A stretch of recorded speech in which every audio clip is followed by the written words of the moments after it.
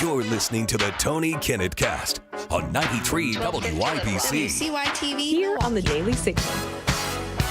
Good evening and welcome to the Tony Kinnett Cast here on the Daily Signal, nationally syndicated first on 93 WIBC. It's good to be with you this evening, unless you just so happen to be one of the Democrats currently in hyper-crisis, nuclear meltdown, DEFCON 1 mode, because a large portion of your constituents, if you're in the Democratic Party, are very, very unhappy with you. They're unhappy with you. And why are they unhappy with you? Well, because you wouldn't just vote to keep the government open. And now you're trying to run around and say that it's actually Trump who's bad for not using super extra emergency plan alpha to get funds from some part of the U.S. Department of Agriculture to the rest of the country. Here's Governor Tim Walz, not to be confused with the Ontario Premier Doug Ford, although they look exactly the same. You may know him as the somewhat male kicking showgirl who was Kamala Harris' running mate in her brat summer presidential campaign. Here he is trying to make the claim that actually Trump's a big stinky bad man because he's not breaking the law to deliver SNAP benefits when the money hasn't been allocated. I want to be very clear. USDA, during the shutdown, has contingency funds that they could release just like us. They are choosing not to. And usually we start to do these things as we get nearer to Thanksgiving and we start to bring it to attention. We don't need a holiday to tell you that food insecurity is real, that the system that we've developed keeps people out of poverty, I love that you have people like Governor Tim Walz talking about how bad it is on the ground in places like Minnesota. Do you want to take a wild guess, producer Nick? Who has been the governor of Minnesota these last couple of terms here? You know, I haven't really seen anybody else other than Tim himself. The survey says Tim Walz. That's correct. We'll let Tim continue. them out of hunger, improves their quality of life, improves their health, and lets them participate in our society. And when this risk comes, it puts a lot of children, a lot of seniors, and a lot of folks with disabilities at risk by a choice. So he claims that the Trump administration is making two really bad choices. First, he's claiming the Trump administration shut the government down and canceled SNAP funding. Well, of course, that's not true. The Republicans and some Democrats put forward a measure to put a continuing resolution out there, keep SNAP benefits rolling on through what we would have known previously as food stamps. And then there's a little bit of a lawsuit out now after some Democrats have voted against the continuing resolution measure and also the private benefit packages that have been attempted to be leveled in the House by Republicans in the Senate. Now the plan is to sue the Department of Agriculture. Why? Well, because, you see, there's this like $6 billion piggy bank account, Democrats say, in the USDA. And what does this piggy bank do? Well, it sits there waiting for an emergency. And they claim this is a Category 5 super duper ultra extreme 2012 in theaters emergency right here. That's at least what the great purple-haired Representative Rosa DeLauro made it very clear that she was saying. Of the Empowerment Control Act of 1974. The contingency funding that we set aside for SNAP is not optional spending. It is required by the law. Okay, so she says the contingency fund that we set in place for SNAP, no such fund exists. It doesn't exist.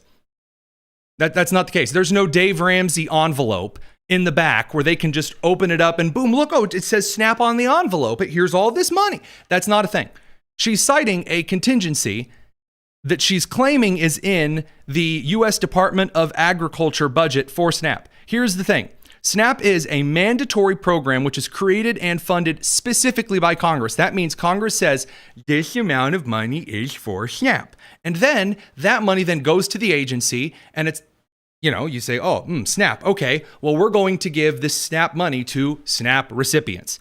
Now, here's the thing.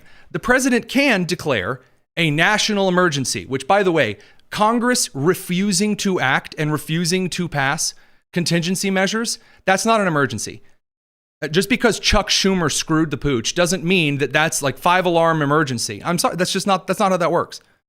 Even if he did create a national emergency, I hate to break it to you, whether he does it under the National Emergencies Act or the Stafford Act, that doesn't allow him to just automatically move money around and place those funds in SNAP. You say, Tony, how do you know that? Because Congress reiterated multiple times in the 50s, 60s, and 70s that the president could not use a national emergency to just move money around like Mr. Monopoly with a banking spree.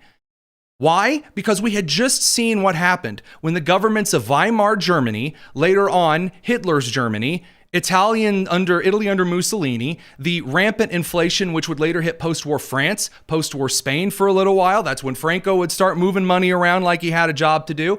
These instances of mass movements of money by the executive were prevented by Congress.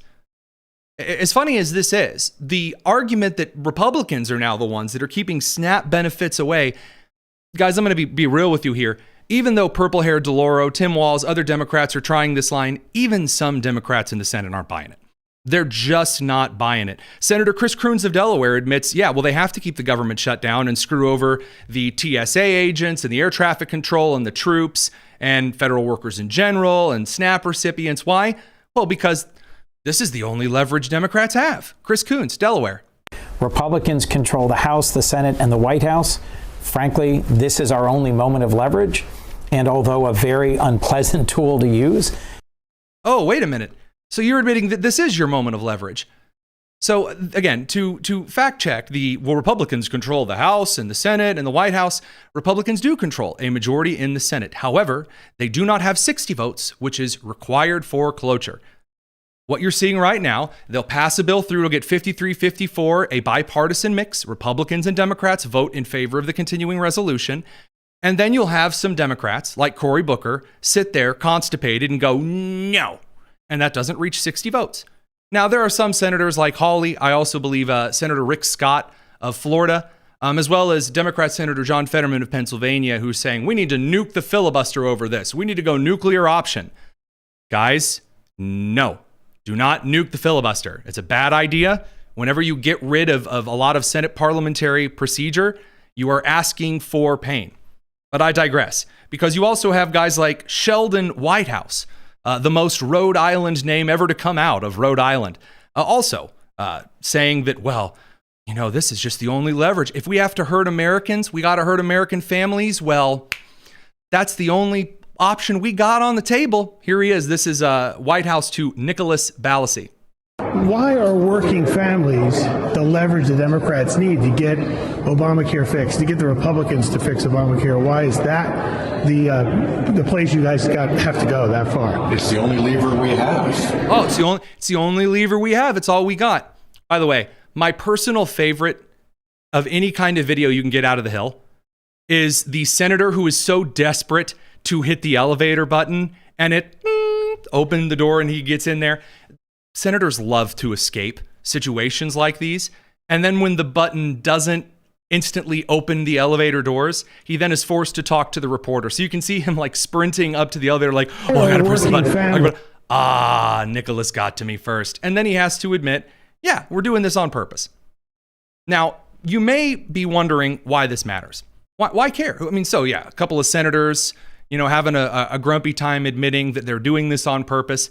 The reason they're having a rough time is twofold.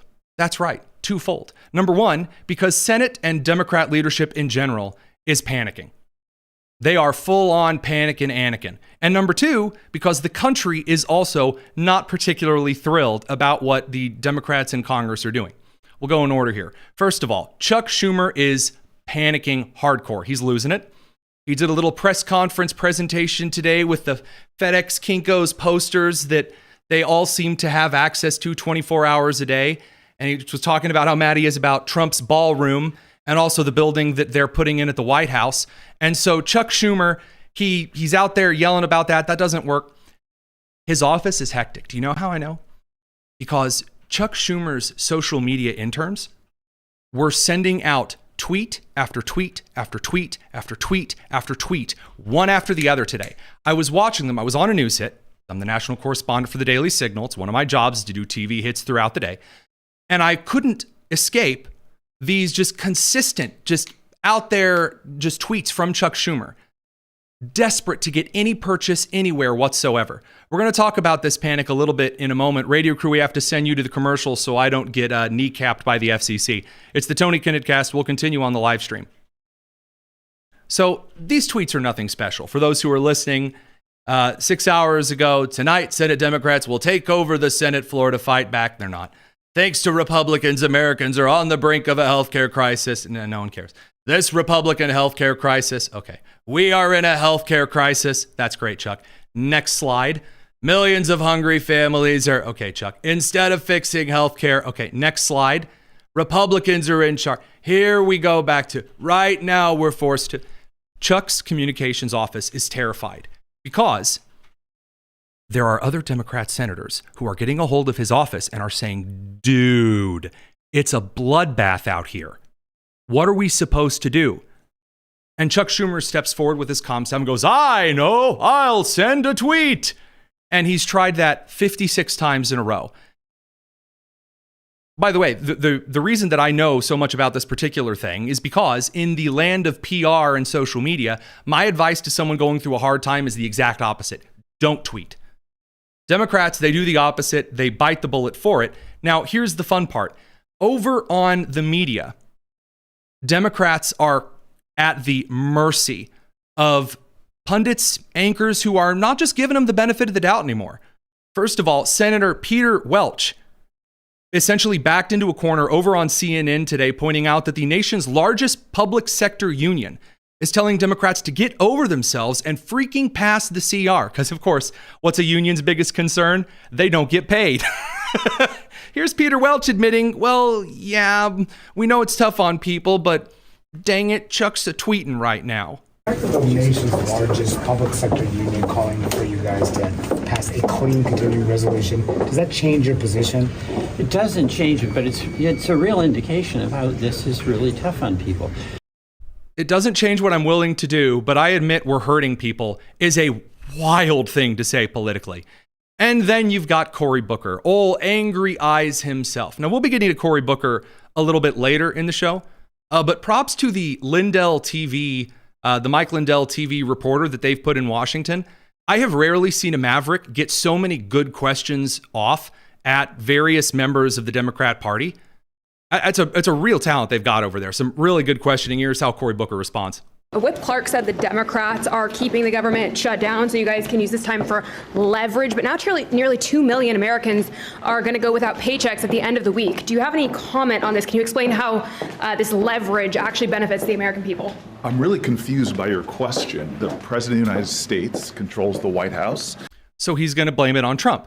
But I'm sorry, did you not hear the series of clips that I played from his colleagues that just admitted they have leverage, we have leverage? A couple days ago, the House Minority Whip, we're using this as our only leverage. It's our only thing we can do. They control things, so we have to use this leverage. So she asks Cory, how is this leverage helping the American people? Left, right, center, Venezuelan, Canadian, I don't care who you are. That's a fair question. And he says it's Trump who's to blame. He's out there doing it. I know he is. It's me, Donald Trump. The Republicans in the House and the Senate have shown their willingness to do a form of yoga I've never seen, to bend over backwards and do whatever he wants them to do. Gotcha. Cory Booker says they're doing yoga. They're doing yoga. They're bending over backwards for Trump. See that? That's clever, Senator Booker. That's good. New Jersey's in safe, constipated hands. So the Democrats are struggling for a number of reasons. Cory Booker had a really rough day today. We'll get to that in a bit. Michael Knowles of the Daily Wire and FBI Director Kash Patel slapped him around in a pretty brutal fashion. But the entirety of the Democrat Senate, the Democrat Party right now, is in crisis mode because we're getting ready for an election 1 week from today. We're going to be covering it until the elections are over. 4 hours, 5 hours show.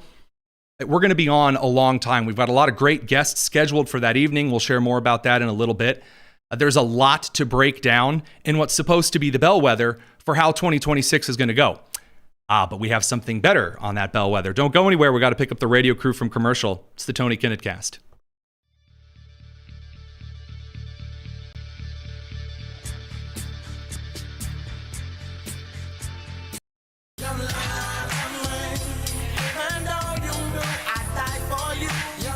is the Tony Kinnett Cast on 93 WIBC. Welcome back to the Tony Kinnett Cast, where it's a really, really rough day to expect Americans not to have a memory longer than a goldfish. Americans do, in fact, have a memory. Their memory's getting longer. And as the advent of social media bookmarking, the ability to save reels you see on Instagram, to bookmark tweets you see on X, to save Facebook posts, to screenshot, as that progresses and becomes a more common form of keeping receipts, as we say here in the biz, it just so happens that it's really hard to squiggle out of it. And the premier CNN pollster, Harry Enton, is out not to deliver good news for Chuckles Schumer, but in fact, good news for Republicans. And we'll make this clear with Rob Bluey here in a second. Never in the first year after an administration do you see the party in power doing this well in Congress. Not even after the events of the second George Bush term did we see a first year go this well. Here's Harry Enton on why this is a real doozy of a moment for the Dems. Starting with Republicans, how has the shutdown seemed to have affected their political standing? Yeah, you might think, given that the Republicans are in charge of both the House and the Senate, that a government shutdown might actually hurt the Republican brand. But in fact, it hasn't. If anything, it's been helped a little bit. Take a look here, the shift in net popularity versus pre-shutdown. When we're looking at the Republican Party overall, that brand actually up 2 points. That's within the margin of error, but clearly it hasn't dropped. I'm going to make this clear. That's insane. That's insane. You never see the party in power go up at points in a short amount of time like that. You don't do it. Congress sucks. Americans hate Congress. Congress is the reason that a young girl cries, as the old song goes. So I'm not really seeing why this should matter. It's just how awful the Dems are. So that's the party as a whole. Now to Congress. Come over to this side of the screen. Look at the net approval ratings for Republicans in Congress. It's actually up 5 points since pre-shutdown. So what we're seeing here is the Republican brand in Congress has actually improved somewhat compared to where we were pre-shutdown, despite the fact that Republicans control. And that's the math that John Thune and Mike Johnson are looking at is, well, hey, why should we give, and electorally speaking, when our brand has actually improved a little bit? Now, here's why this matters before we bring on Rob. There are moderate Republicans, people on the more populist side of the aisle and the more traditional conservative side of the aisle, often ask me why I say that Republicans do need a few establishment guys around to moderate the party. This is why. When Mike Lawler brought an Obamacare extension to Hakeem Jeffries and stood in front of him, in front of his office, and said, here you go, sign it now, Obamacare, fully subsidized, there you go. We'll fix this right now. It snapped something in Hakeem's brain more than the P&G of the sombrero and the mustache, and he just started yelling at Mike Lawler about who his boss was. It was a horrible moment for the Democrats. You've seen the Trump administration right now. I think Ben Shapiro this morning articulated this probably the best, that have bent over backwards, to use Cory Booker's term, to keep the government funded, to maneuver money around. Vice President Vance has been focused on trying any method possible to keep our troops paid, which is going to be really important when we look at air traffic controllers and perhaps the National Guard needing to step in. So what you're seeing Republicans doing is using the establishment moderate arm to beat the Democrats to death, and it's working. It's working. It's really, really something that I don't think that we've seen for a very long time, and it looks like it's going to continue. No one's having a worse day than Chuck Schumer's social media interns, because whether you're on MSNBC, CNN, whether you're on CBS, ABC, Fox News, Daily Wire, Daily Caller, Daily Signal, the news is universal. Democrats are getting shellacked over the shutdown, and it's getting worse by the day. Rob Bluey, president of the aforementioned Daily Signal. Have you ever seen a kind of election where we're getting up for the kind of the off year 2025 elections with Virginia, with New Jersey, with California Prop 50, and it is the Democrats who are holding emergency strategy sessions? Tony, it's remarkable, because I think that Chuck Schumer and the Democrats thought that this government shutdown was going to play perfectly into their benefit, and it has done anything but that, in part because, as you and I have talked about for the last several weeks, number one, they can't seem to find a consistent message and stick to it. Secondly, I think that the voters are smarter than they give them credit for. I'll give you one example. I live in the Commonwealth of Virginia. Abigail Spanberger has been running ads pretty regularly regularly over the course of the past month, trying to knock Winsome Sears on the shutdown specifically, and some comments that Winsome Sears has made publicly about them. But I'm sorry, if you're the Democrats who are the ones that are continuing to vote against opening the government, how are you supposed to make that your central argument here in the closing days? And I just think that it's falling flat with voters. Yes, Winsome Sears does have a challenge here. She's going against history. The president's incumbent party always is on playing the challenger role, I guess is the way that I'd put it, when you have these off-year elections. At the same time, the Democrats just keep stepping in it, as you said. Now, this is the question here. Just to get a little legal expertise, little knowledge from you here. What is that one piece of advice that a lawyer of a client in a really difficult lawsuit, there's always one piece of advice lawyers give their client all the time.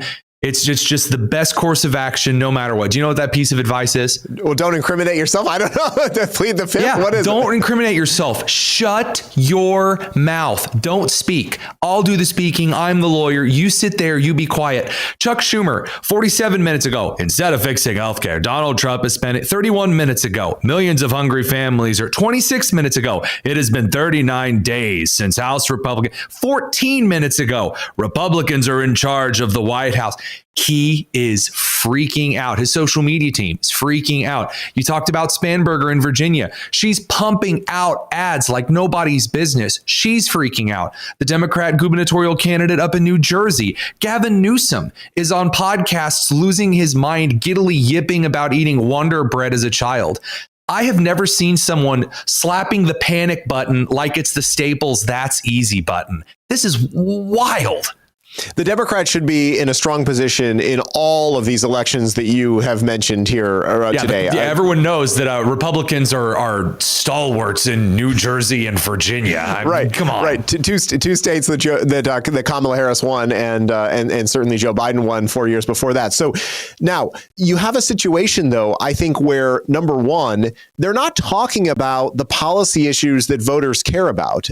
They might think that healthcare is going to animate voters. But when you actually look at their proposal, the $1.5 trillion that they wanted to spend on a variety of things, including undoing the provisions in the One Big Beautiful Bill that would give healthcare to illegal aliens, those things are not popular with voters. The American people are concerned about the bread and butter issues, the pocketbook issues that Donald Trump so successfully campaigned on in 2024. And as you and I have talked about before, it's now incumbent upon Republicans to make their case as we approach the midterm elections. But in the case of New Jersey, with Jack Ciattarelli, with Virginia, Winsome Sears, you have a situation where those candidates are benefiting from this communications collapse on the part of Chuck Schumer and so many other Democrats who can't seem to get their act together. And by the way, the personalities of the Democrat candidates who are running are just not particularly likable individuals. What? This is new. Yeah. This is like Phoebe Buffet. This is brand new information. I can't believe it. So do you remember you and we were in, I can't remember which Wisconsin town it was, but during the RNC, you and I went to go grab a steak. You know, we're red-blooded Americans. If we don't have a steak every couple of hours, something's wrong. So we're sitting there watching some of the Democrats respond to, I believe it was Trump's address at the RNC. And one of the people on X, I remember I was scrolling at this table at this steakhouse, said that because Trump wasn't talking about student loans and healthcare, he was done. He was done. That was it for him. Obviously, it wasn't. I remember us rolling our eyes at that claim. They're trying it again, man. They're trying it again. Open enrollment is now the boogeyman Democrats are running on. And it's not even wild at this point. It's like watching someone think that what they really need to do to fix the car's flat tire is drive off a cliff. And Tony, if you look at what the American people have experienced with their own healthcare premiums over the course of the last decade, thanks to Obamacare, remember, Obamacare, this is a Democrat-passed law. You can't keep your doctor. Your premiums have gone through the roof. You're probably getting less options available to you in the plans that you do select. And so those are all broken promises on the part of a Democrat president and all of the members of Congress, including Chuck Schumer. So I just think that it falls on deaf ears. appears to the American people when they try to pin the blame on Republicans for some of these things, when they are the ones, in fact, that made the problem, created the problem to begin with. And so, yeah, they can talk and rail about it as much as they want, but I give the American people more credit, including viewers of your show, to see right through their lies. So last question here, and I usually am a bit careful to throw a lot of weight behind kind of the betting market side of politics, but I think that whether it's the Kalshi or the Poly Market crews, they do a pretty decent job of framing up when momentum really starts to turn. Mamdani appears to be one of these. So Mamdani's chances on Poly Market to win New York's mayoral election are beginning to shift. Cuomo started to pick up momentum. Mamdani is now starting to slip. And what it shows is that the air has been completely let out of the tires here, which means something is going to have to change between now and 26, regardless of how the New York City mayoral election turns out. If the Democrats are going to slip on one thing, if they're going to moderate on one thing, let's just pretend common sense is going to hit them out of nowhere on one issue. What are Democrats most likely to moderate on, if anything at all? Well, I mean, if you take the case of Mamdani, and this is where I have given Mamdani one bit of credit, and that is he's correctly identified affordability, specifically the housing issue, as something that I think is deeply affecting Americans, regardless of whether you're a Republican, Democrat, or independent. I mean, it's just, I mean, I worry about my own kids being able to afford a home. And so I don't think his solutions are the right solutions at all, but I think that that's one area where he's at least identified the problem correctly. Do I think that they're going to moderate on that? It's hard to say. I think that there might be some areas where they try to find some like Ezra ground. Klein abundance messaging on housing or something. Yeah, that's what I'm getting at. But I do wonder if New York City voters are beginning to realize that maybe they're seeing through the personality of Mamdani and starting to focus on some of the policy implications of how much his program would cost in their wallets, and maybe they're saying, okay, this is not necessarily a trip I want to take. Man, I really thought that eating rice with his hands was going to sway some voters. Rob Bluey, President of Daily Signal, thanks for giving us a bit of the on-the-ground update. Okay, Tony, good to see you. Radio crew, we got to send you over to the commercial real quick. We're going to continue on the live stream, where you should really be watching, unless you're driving. It's the Tony Kinnett Cast here on the Daily Signal. Yeah, I can't encourage people to whip out YouTube while they're driving. That would be unsafe. And although it might give you something to talk about if you're one of our radio syndication range's finest, maybe also tuning into the live stream while you're sitting at a good speed trap, because, backing the blue is always a decent thing to do. Unless it's the Biden FBI group. The Oversight Committee and the Judicial Committee is working quicker than pretty much anyone in law enforcement, journalism, and justice, except for Senator Chuck Grassley. Senator Chuck Grassley is an anomaly. I'm fully convinced he might actually be the part cyborg. I know that Candace Owens suggests that Elon Musk is actually a demonic cyborg. I wish I was joking. But Chuck Grassley, he might actually be a serious robotically enhanced individual, because he's whistleblowing reports all the time. He's worked with the Republican Oversight Committee, who has found in a new report alarming deficiencies, their words, not mine, in documentation and custody of Joe Biden's decision binder. These include instances where his executive actions were executed without written authorization or the president's clear approval. Here's what that means. One of the reasons that Democrats have been able to tread water a little bit longer on the Joe Biden was dead in office situation is they are essentially trying to run out the clock by claiming that nobody cares, nobody knows. They're honestly, as I've heard from one Democrat strategist, waiting on the former president to die so he can no longer testify.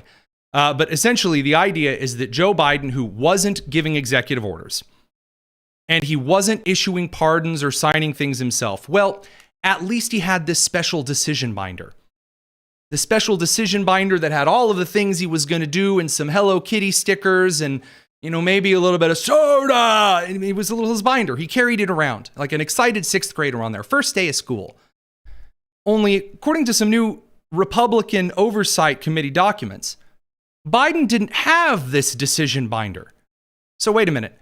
Joe Biden is not using the decision binder, which has the, Joseph Biden's little exciting plan list for today. Wake up in the morning, shower, number 2, ramble incoherently. Number 3, issue a bunch of pardons. Number 4, you're napping on Rehoboth Beach. We call a lid, call it a day. That's great.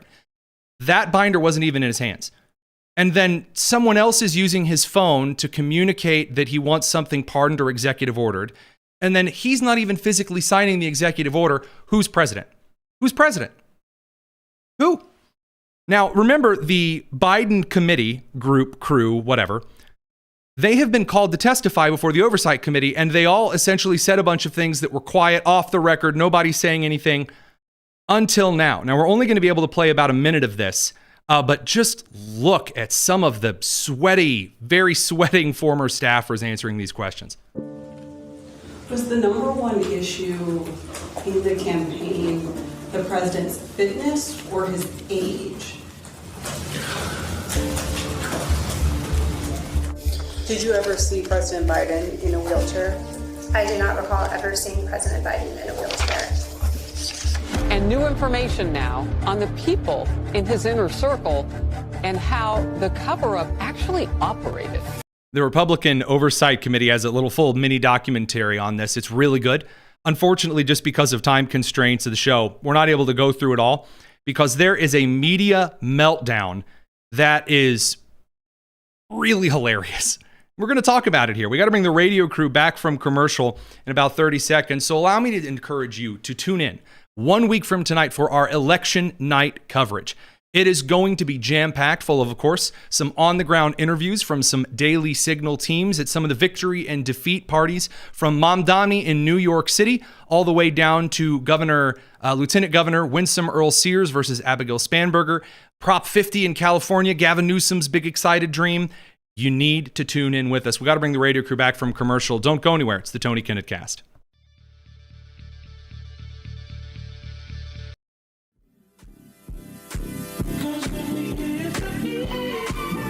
It's the Tony Kinnett Cast on 93 WIBC.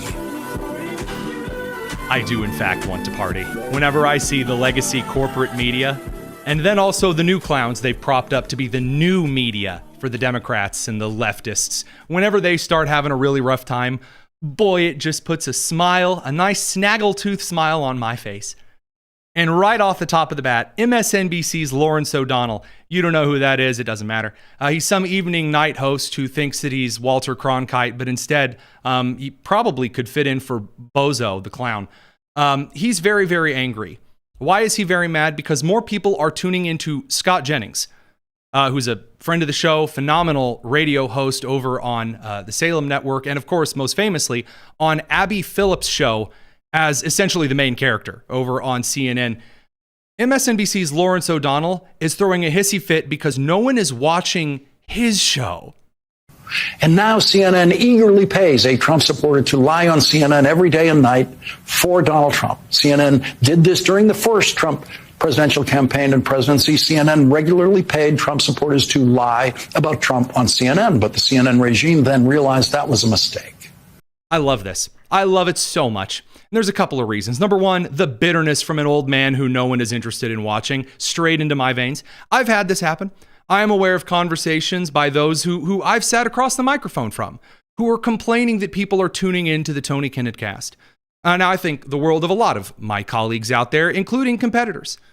You know, I have been told a time or two that our Top News in 10's video style bears a shocking resemblance to some competitors. I have been told that, you know, we have a lot in common with some commentators. You don't get mad at others' success. You just endeavor with your team to do better.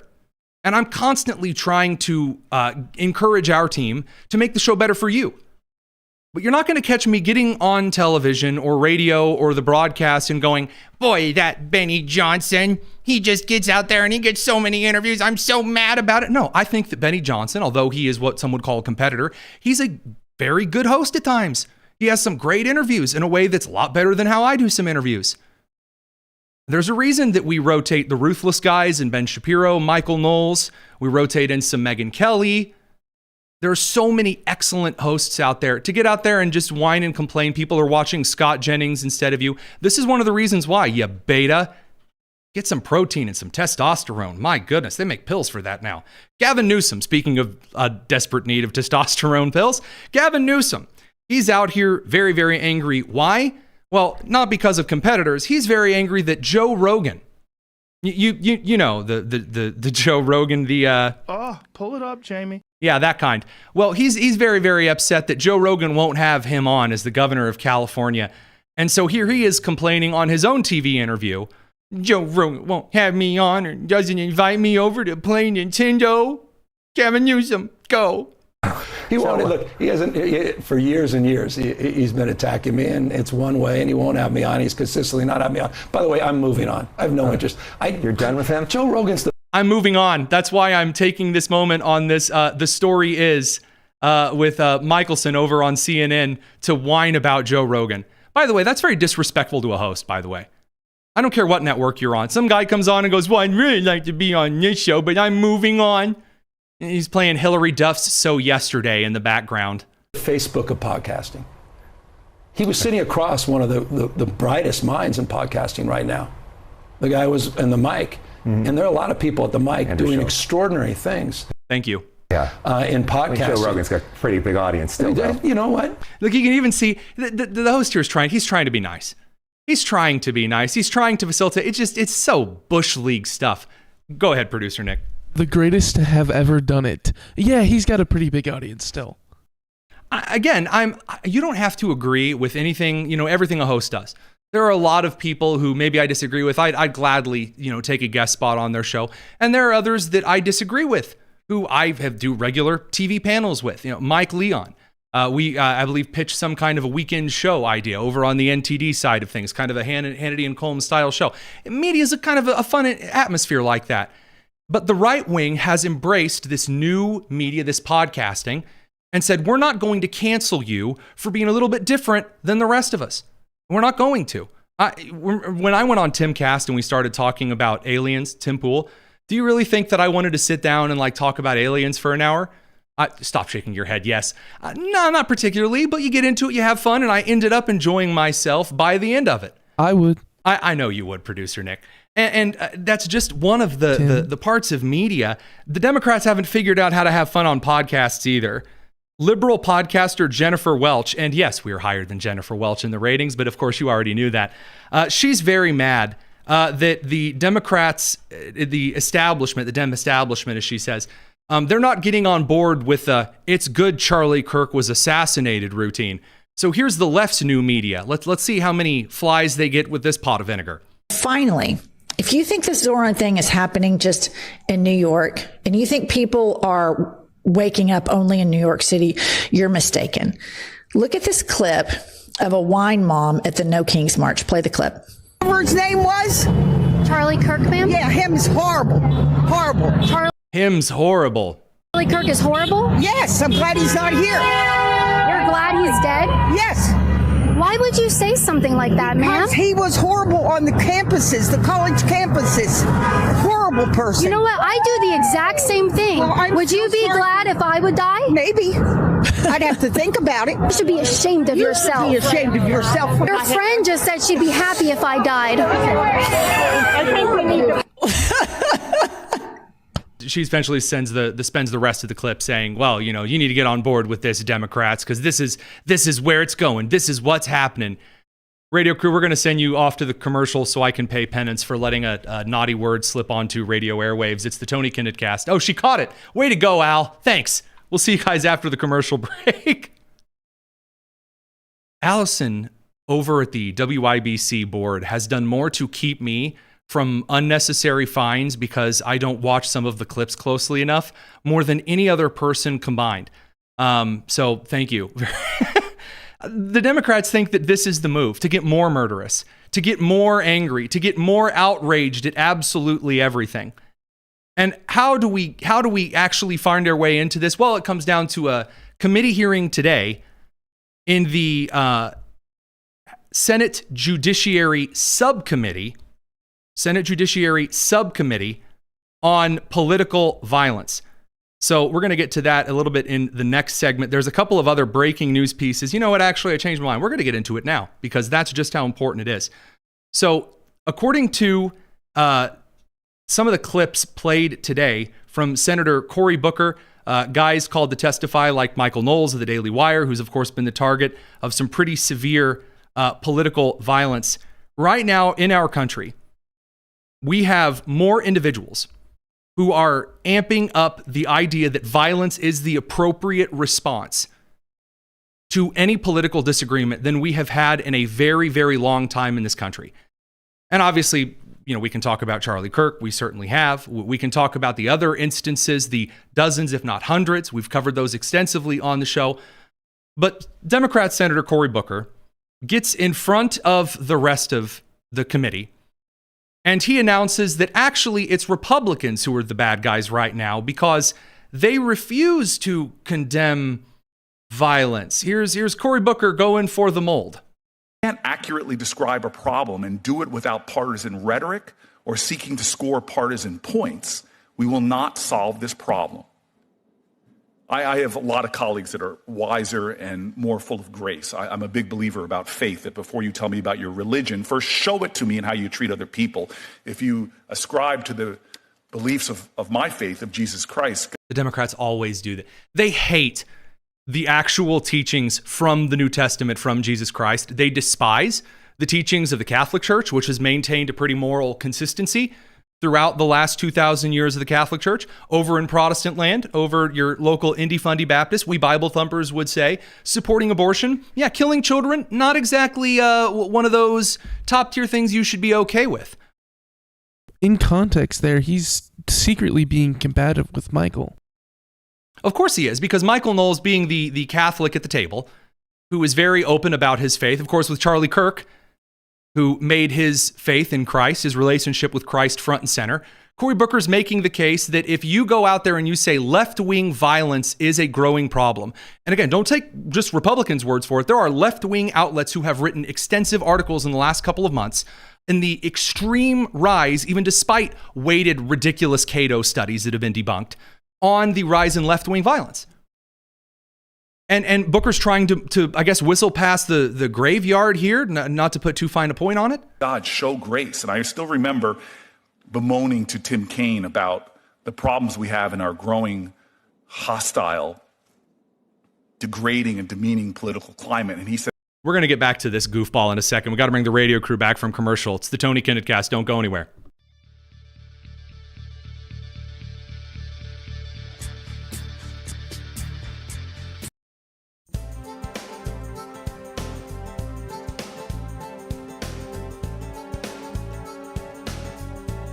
Can't accurately describe a problem and do it without Tony partisan Kinnett rhetoric. Cast on 93 WIBC.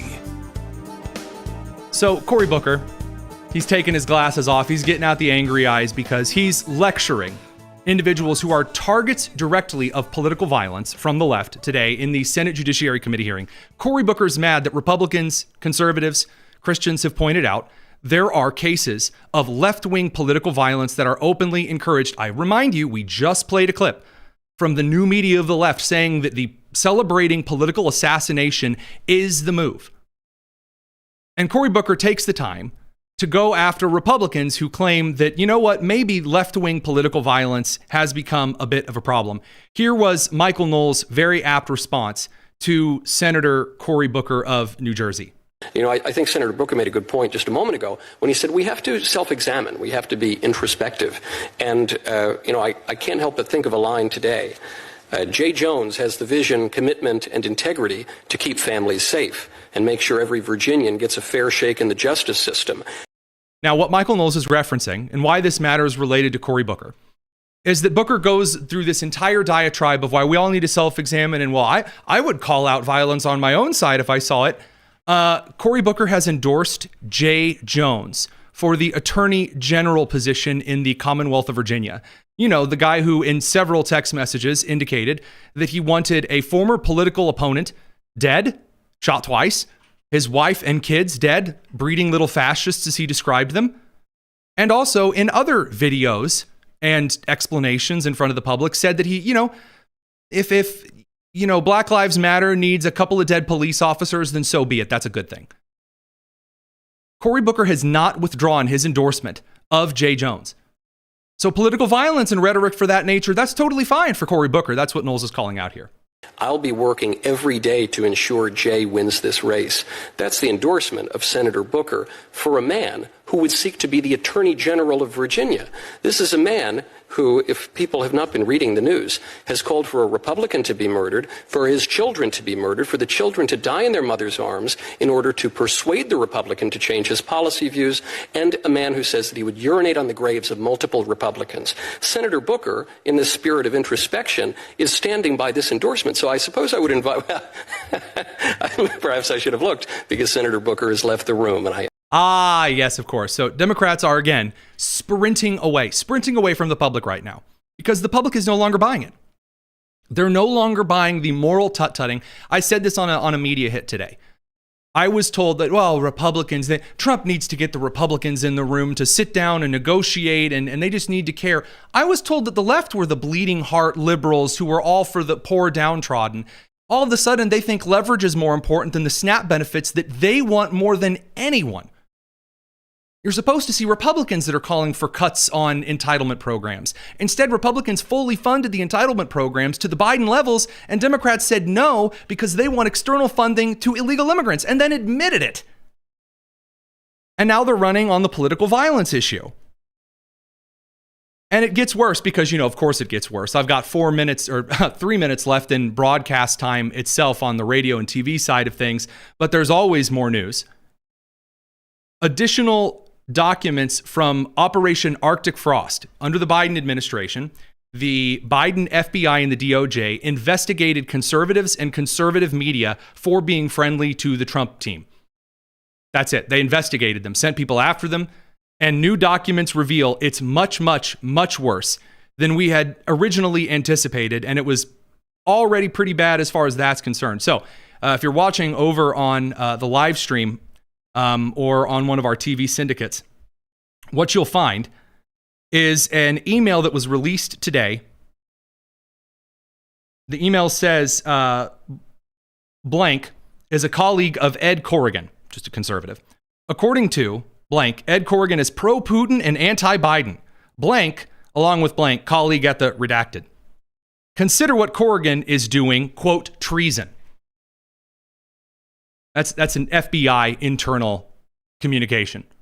So someone ordering the FBI to consider just this conservative guy treasonous actions, because they say there's no statement. I've looked through Corrigan's statements, nothing that's this pro Vladimir Putin directly.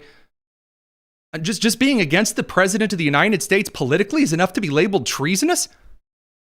Blank, redacted, believes that Corrigan and his boss Mark Meadows are engaging in willful criminal activity. According to redacted, Corrigan has this number of properties at which he wants to build up infrastructure to train people for civil war. There's no evidence of this whatsoever. Just accusing, I'm told by, Susie over at accounting that Corrigan actually wants to jump in and incite civil war. And they use this as a pretext to go after all kinds of people around the country, including friend of the show and just a personal friend of mine for a long time, CJ Pearson. Just a young kid who went on Fox News when he was like 11 or 12 years old and just said that he didn't like Obama's race politics. CJ Pearson got thrown on the list. He would have been 19 years old when the Biden Department of Justice got the FBI to investigate him. Why? Just for, supporting the Trump administration. That's all. You want to whine to me about the weaponization of the justice system? Here is the full target list of key individuals in one section of Arctic Frost just released today. And this is only F through N. It includes people like James Fitzpatrick, Alicia Gunther, Sebastian Gorka, Hope Hicks, Cassidy Hutchinson, Brian Jack, Greg Jacob, Keith Kellogg, Ed Martin, who's of course now actually in the administration. Funny how that happens. Dick Morris, Jordan Moskowitz, Maggie Mulvaney, Peter Navarro, just going after individuals because they supported the Trump administration. Other insane news out of the day. According to Andy No, a 19-year-old TPUSA student leader at Colorado University Boulder was beaten by a person in full black using a stick after Antifa put out a hit list. The organization that totally doesn't exist, the Antifa social media accounts and Telegram group chats, put out a hit list accusing the student leader at a TPUSA chapter of being a Nazi. The Antifa release hit lists encourage members or sympathizers to take direct action, and someone did. As David McIntosh, president of Club for Growth, friend of the show, has put several times at this point, I think it's probably the most apropos. Antifa now putting hits out on college students. How is a designated terrorist group able to organize on campus? How is that happening? So the FBI in the Biden administration went after Catholics, parents, school choice advocates, and people who liked President Trump. Radio hosts, show hosts. And on the other side, now, no calls for investigation of Antifa putting out hit lists on campuses. Radio crew, we got to send you to the end of the show. We'll continue on the live stream for a little bonus tonus. It's the Tony Kinnett Cast. It's just truly, truly insane that after all of this time, you and I and the rest of the United States was lectured over why we needed to support democracy and the institutions, and we need to put all of our faith and trust. And then as soon as Trump got into office again and said, all right, now it's accountability time, we were told that he was lying. There were none of these things happening. If they were, like in FEMA, they're just one-off incidents of they just magically, spontaneously combusted into the open. But it's Trump who's weaponizing the Department of Justice, and now all of these documents coming out. It's either that or, oh, well, and Antifa didn't, well, they're not even a real organization. That's just a conspiracy theory of sorts. Okay. Last on this just insanity that continues to permeate the present news cycle, Zohran Mamdani, another young progressive who refuses to denounce any kind of political violence, who refuses to denounce the phrasing globalize the intifada, the international jihad of anyone who is not radically Islamic, that has resulted in the massive genocides of Christians, of moderate Muslims in places like Nigeria. That's Zohran Mamdani, who also lied about his aunt being on the subway in a hijab and getting dirty looks after the September 11th terror attack. The true victim, Zohran Mamdani's non-existent aunt. Well, now footage has emerged of him in 2023 making one of the most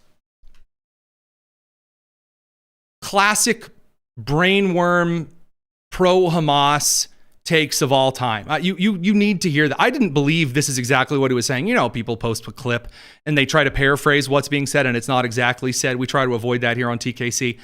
Zohran Mamdani claiming the NYPD is owned and trained by the Israeli Defense Force. Here you go. The importance for me of international solidarity is that it takes me out of the American political landscape and reminds me just how tame some of the things are that I'm actually calling for. True. And it reminds me of the necessity of grounding ourselves in the struggles as opposed to the fights around the struggles. So he's making an isolationist case here that all of the international groups that he likes should be allowed to come here and recruit terrorist sympathizers and, you know, stir up acts of vandalism and assault on university campuses and burn down cities. That's totally fine. But if it's an international group on the other side, then it's really, really bad and awful and he hates it.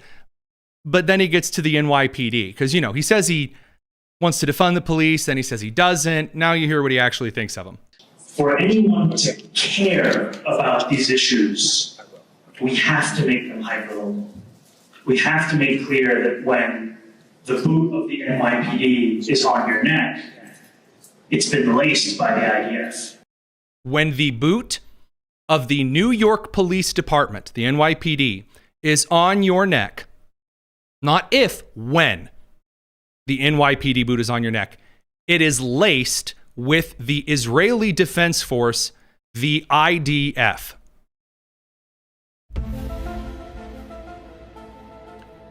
In a world where the Jews somehow control the New York Police Department with bagels and yarmulkes, one man, one failed rapper is all that stands between New York and the boot of the Jews. Zohran Mamdani is really embarrassing. Good, sweet Moses in a river on the Nile. I mean, I can't even imagine why. By the way, this isn't some crazy thing he said back in the day, 2023. Essentially just the other day in politics. Leading the New York City mayoral elections. Good stuff. Great work, Democrats. Definitely not in complete crisis. Now, what's the future for the Republican Party on the other side of things? I have made a kind of prediction that in 2028, you're going to see a Vance and Rubio ticket. And I've had individuals who have passionately informed me that no, Vance and Rubio, they hate each other secretly because Rubio's a neocon and Vance is an isolationist populist, and they're going to duke it out. And they're going to get out there and they're going to fight to the death in a big primary. And I've said, no, that's not what is going to happen. I'm afraid to tell you that's very likely not to be the case. And why do I say that? Well, here's President Trump on Air Force One saying, if they get together, Vance and Rubio, they'll be unstoppable.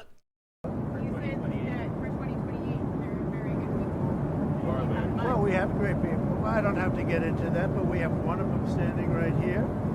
We have JD, obviously. The vice president is great. I think Marco's great. I think, I'm not sure if anybody would run against us. I think if they ever formed a group. The caption is wrong. It says would run against us. He says run against those two together. It would be unstoppable. As a group, they would be unstoppable. I really do. So you see Vance behind him, Rubio behind him, who's smiling and nodding along. That is in fact the future. That is Rubio as the president of the Senate, the vice president of the United States, and then Vance as the next president of the United States. It's just the truth. It's the case here, and it is in fact a balance that the Republican Party desperately needs. Rubio has a smidgen of that establishment in him, that kind of career politician understanding that sometimes you need to use the moderates to undercut the Democrats. Vance is very pragmatic and populist. Rubio is kind of anti-technocratic in a sense. Vance is very pro-technocracy in a sense. Rubio is very free market. Vance is very, hang on a second, let's not get carried away. It is, in fact, a very good thing. It is. And it is what the Republican Party needs. There are people online who are going to tell you right now the Republican Party has never been more divided. Yeah, online, in kind of the last gasp of the Twitter, the Facebook, and the Instagram, and the YouTube bots, yeah, there's a lot of divide. According to the polling data, according to a lot of these elections that we're going to be covering a week from today, Republican Party is really not that disunified, not discordant, scattered, shattered, splattered. Who knows? I'll say this, though. There's a scene from SpongeBob SquarePants in which there's a butterfly in a bubble that they're terrified of. And they're running away from it. And in the process of claiming this butterfly in a bubble under the sea is a big monster, they end up destroying the city. And as Bikini Bottom is on fire, Curtis Silva and Andrew Cuomo are going to look at each other when Mamdani ends up winning that election, if the trends don't reverse right now, and look at each other and go, Curtis, Andrew, we saved the city, as buildings crumble behind them. Pragmatic policy right now at the federal level is working. It's paying dividends. And I'm not just talking Argentinian pesos. The United States foreign policy right now is boxing in Xi. There's internal strife now at the Kremlin, military officials concerned over some possible kind of a coup attempt. The United States geopolitical adversaries are having a rough time. Mark Carney, he's having a rough time up there, eh? Alberta's getting ready to maybe cut him loose from the maple syrup. And by that, I mean oil. You've got some interesting stuff going on because you've actually got a get things done administration. And the rest of the Republican Party needs to take note. On a personal note, just as a fun fact here, the Indiana Republican Party, where I am here in eastern central Indiana, where we're broadcasting from, although the rest of my colleagues are in D.C., right now the Indiana Republican Party has found its cojones and is acting like a real party that's competitive and not sleepy for the first time, and I can't even tell you how long. It's incredible. We're beginning a redistricting effort, and there are some that are complaining and pearl clutching. But there are a lot of people who are getting engaged, who are running candidates that are actually set to win elections and get some things done at the state and the national level. It's kind of wild to see. And it's a good thing. It really is a good thing. So I do want to take this time here at the end of the show to thank P.D. Dunn. threw a super chat in for $2. Very kind. We don't ask you guys to send money to the show, to super chat or subscribe to the like a channel membership. We do appreciate those who do. It's very kind of you. It's not required for you to submit a question for mail time or get a shout out or anything like that. Anyway, PD Dunn says, keep up the great work. Thank you very much. So then from another question from PigPug214 asks, here's a better question. Who will be the first senators to cave on the shutdown and get the Senate to 60 votes on the shutdown? Because they are going to cave. I would have to say that it's probably, as you pointed out, the two senators from Georgia, Ossoff and Warnock, because they were two of the Democrat senators who voted in favor of giving pay to U.S. troops during the shutdown. Cortez Masto, of course, Fetterman, Angus King, they're already in that boat. Believe it or not, I wouldn't be surprised if Cory Booker leans that way if he senses an opportunity to be the moderate heading into the election. Cory Booker, although he's constipated, he's not so far out there when it comes to reading the room.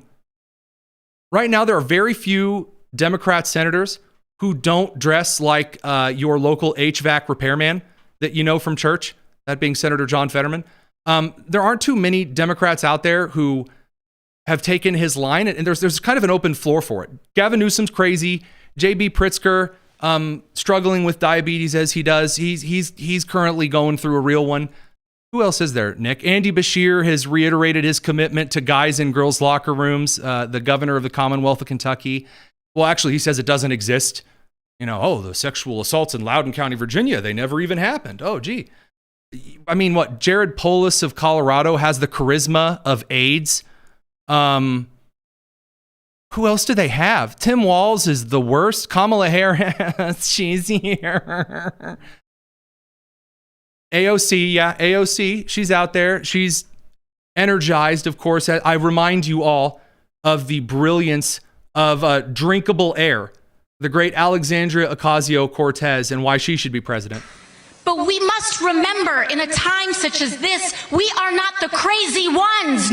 Yeah, the best campaign promise that I can say, I promise I'm not crazy. I didn't key your car. If anybody is New York City about drinking, it's going to be her. Anyone's going to be extensive experience the as a campaign bartender. drunk. Every Democrat primary needs the campaign drunk. You had Hillary Clinton with the Quaaludes, and I mean Russia's not covering for him as much as they used to. The long arm of USAID's been cut short. And then you're right. You had Kamala Harris, the solitaire drunk of the White House. And I mean Windows AOC 95 did have solitaire. the live stream where she made a marg. Oh, yep. AOC is quite the mixologist. Good. She was a bartender. Yeah, 2 shots of vodka. I hear you, AOC. Okay. Who else do they have? I'm being serious. I mean, Cory Booker's going to run. You've got from Connecticut, Chris Murphy. He might give it a go, although he's really embarrassing. There's going to be some wild card. Maybe If they were going to be smart, it'd be Shapiro. I'd say Jasmine. Yeah, I mean Josh Shapiro would be smart. It would, but there's too much of the Jew hatred on the left. They're not going to be able to run them. By the way, I should mention regarding Jasmine Crockett getting out there and maybe posing some kind of a threat. It's far more likely that she gets boxed out immediately. Here's Caitlin Collins on CNN today, fact checking her and Crockett having no idea what to do. Do you believe this will be the week that Congress comes to an agreement here? I have no idea. I mean, you started off talking about the fact that the president is in Japan. The president has time to do everything but what he needs to focus on. In fact, we heard the press secretary say that his main priority is the ballroom that no one asked for, the ballroom that requires him to destroy historic pieces of the White House. And so it doesn't seem like he's interested. And that context of the comment from Caroline Leavitt, she was asked if the president was working on any other renovations when it came to the White House, and she was saying his focus was the ballroom. But to your point about what the president said. Yeah, she's not prepared. So to answer the question on who the next senators are to flake, to circle back, as Jen Psaki would say, Cory Booker's kind of likely if he gets that dog in him to run for president. Maybe Jeanne Shaheen, maybe senator of New Hampshire. I want to be careful. Maybe Alyssa Slotkin. She has presidential aspirations too, but it's the wine mom aspirations from Michigan, and the political sense from Michigan is about as astute as a piece of roadkill's ability to cross safely. So I don't really see her. Maybe Jackie Rosen. Senator Jackie Rosen will probably end up flaking. And if whatever Jackie Rosen does, Klobuchar's looking over her shoulder like Mr. Bean and like writing down the answers. So I think those will probably end up being your flakes. Could I be wrong? Yeah, absolutely. I'm not endorsing that one with an official Tony Kinnett cast prediction unless I'm right, in which case you'll never hear the end of it. So that said, mark your calendars. Tonight, we'll still be getting into the beginning of our coverage for our election night off-year shenanigans.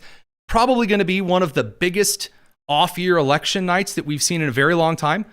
The Virginia gubernatorial race and a lot of the Virginia Commonwealth kind of staffing races are toss-ups at this point. New Jersey's gubernatorial race also in toss-up territory, depending on the margin of error polls. You've got the California Prop 50, which is not guaranteed anything at all. Gavin Newsom's very mad about Department of Justice observers. There's a lot of various small elections that are going to be considered bellwethers that some stuffy person on some network you've never heard of is going to waltz in front of the camera the next day and say some lukewarm stuff. So don't settle for lukewarm stuff. Come to the Tony Kinnett cast. We'll have people there. That's right. We'll have Jarrett Stepman in New York City talking about how things are already burning down. It's going to be a real hoot. Or not.